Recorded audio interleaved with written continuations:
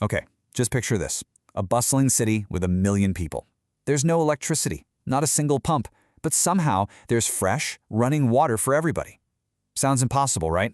Well, that was ancient Rome, all thanks to one of the most incredible engineering marvels in all of history, the aqueducts. These things weren't just giant stone pipes, they were the absolute lifeline of an empire. So that really is the big question. How do you tackle that puzzle? You've got to get clean water to over 1 million people, day in and day out, in a massive city. And your only tools are from the ancient world. No motors, no electricity, nothing modern. How on earth do you do it? Well, the Romans figured it out, and their solution was nothing short of genius.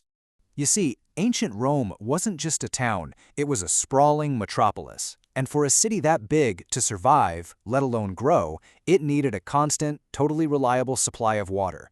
Not just for drinking, but for hygiene, for industry, for sanitation, for everything. So, to solve this massive problem, Roman engineers came up with a truly revolutionary idea. They decided to harness one of the simplest, most powerful forces in the entire universe to do all the heavy lifting for them. That's it. That's the secret. The entire massive system, stretching for miles and miles, crossing valleys and tunneling through mountains, was powered by one simple natural force: gravity.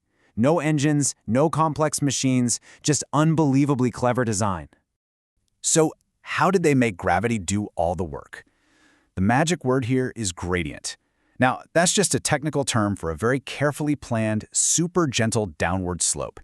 It was this tiny, almost invisible, but constant slope that kept the water moving mile after mile, all the way from the mountains right to the city's center. And this is where it gets really amazing.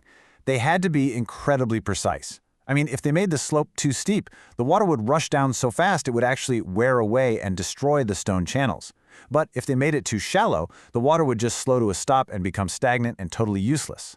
The perfect gradient was often a drop of just a few inches for every 100 yards. Getting that right over dozens of miles took incredible skill.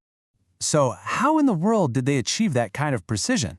They had a special tool called a crow bodice. It was basically a long, sturdy piece of wood with a little channel carved in the top for water. By making sure the water in that channel was perfectly level, their engineers could measure that gentle slope with amazing accuracy, even over huge distances.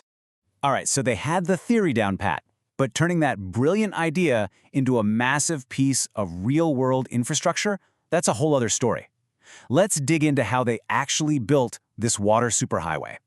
Well, it was a gigantic undertaking, often taking years, and it followed 4 main steps. First, they had to find a clean, reliable mountain spring. Second, they had to survey the entire route, painstakingly calculating that all-important gradient. Third, came the hard part, building the actual structure, which meant digging tunnels through hills and raising those iconic arches over valleys. And finally, they had to waterproof the entire channel to make sure no precious water was lost along the way. And get this, the Romans were totally obsessed with water quality. They weren't just moving any water, they were moving clean water. They always sourced it from cool, naturally filtered mountain springs. Along the route, they built special settling tanks to let any sand or grit sink to the bottom. And to keep it safe from contamination, most of the channels were actually built underground. On top of all that, they had teams doing regular inspections. You know, the reason so many of these aqueducts are still standing thousands of years later is because they were built to last. They used incredibly durable materials, like massive stone blocks, a special kind of waterproof concrete made with volcanic ash, a thick plaster lining, and then lead or ceramic pipes to distribute the water in the city. When you picture a Roman aqueduct, you probably think of those beautiful soaring arches. The engineering secret that makes them so strong is something called the keystone. It's that central, wedge-shaped stone right at the top of the arch. Once that stone is pushed into place, it uses gravity to lock all the other stones together, making the arch unbelievably strong and stable. And the scale of these projects was just mind-blowing. To get the water across a deep valley, some of these aqueduct bridges reached heights of over 150 feet. To put that in perspective, that's as tall as a modern 15-story building. And it was all built by hand almost 2,000 years ago. Just incredible. Okay, so after traveling for miles and miles, the water has finally arrived in Rome. What happens now? This is where we see how this endless supply of fresh water completely transformed daily life for everyone in the city. So, Once the water got inside the city walls, the main line flowed into a big distribution building called a castellum. You can think of it like the city's central water station.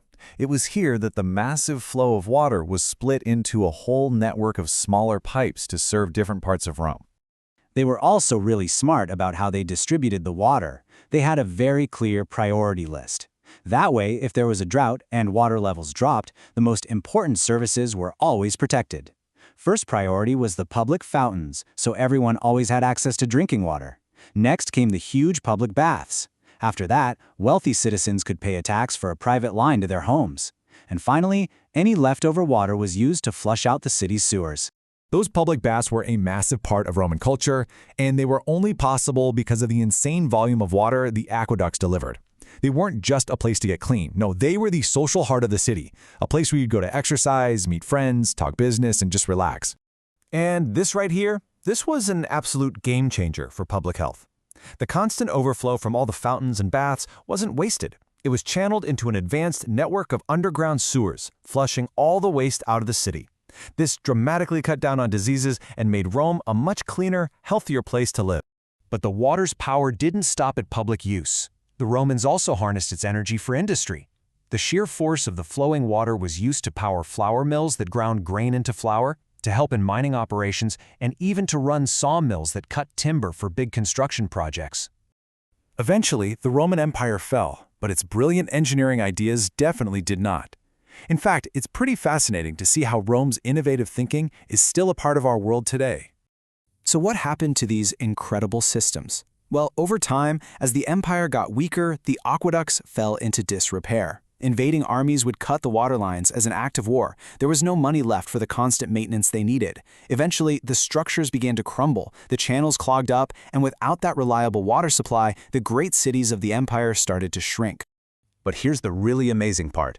The core principles behind the Roman aqueducts are the same ones we use today. The Roman idea of using gravity to create water pressure, that's the whole reason we have modern water towers. Their settling tanks were the great-great-grandfathers of our modern water filtration plants. And their public fountains? They were basically the early version of the tap in your own kitchen. The Roman aqueducts are a perfect example of how brilliant engineering can completely shape a society. It really makes you stop and think, doesn't it? What is the most important piece of engineering that you rely on every single day, maybe without even realizing it?